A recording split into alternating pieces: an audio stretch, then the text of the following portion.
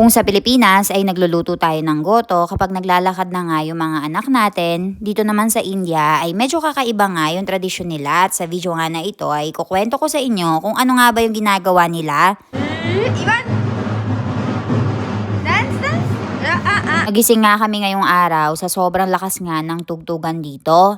Meron kasi silang tinatawag na gorgoro at ngayon nga ay nagpaparada ang mga kalalakihan na ito. Nagsasayaw-sayaw nga sila para nga alalahanin yung Diyos na pinaniniwalaan nila kung saan ay pinaglaban yung mga baka noong kinakasal nga siya. Dahil nga sineselebrate nila ito ay naglalakad nga sila mula sa bahay-bahay nila papunta nga doon sa temple kung saan nga nila wino-worship ito. At dahil nga naglalakad na nga si Ivan ay hindi nga tayo magluluto ng goto dito at dahil nasa India tayo ay gagawin nga natin yung usually ginagawa nila kapag nga yung bata dito sa India ay naglakad na. Ang gagawin nga natin ngayong araw ay ang tinatawag nilang gugra at para nga gawin ito ay kailangan muna nating magluto ng stuffing. Marami nga daw kaming katawagin ng mga auntie mamaya at tutulungan nga daw kami sa pagbabalot.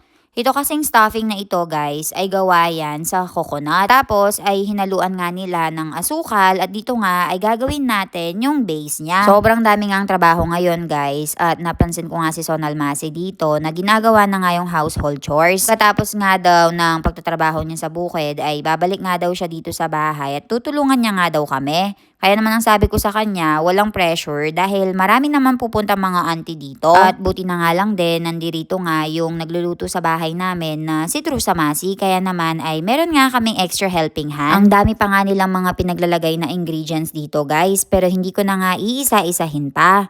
Natanong ko nga kay mommy kung lagi bang ginagawa ito kapag merong ngang naglalakad na bata. Ang sabi naman niya sa akin, hindi naman daw compulsory na magluto ka ng ganito. Pero kung gusto mo ngang i-share yung happiness mo sa mga neighbor or mga relatives mo, ay pwede ka magluto. Tumulong na nga ako dito at hinati-hati ko na nga itong mga almond at cashew nuts at ilalagay nga daw din ito doon sa may filling. Ilan is finally working in the home.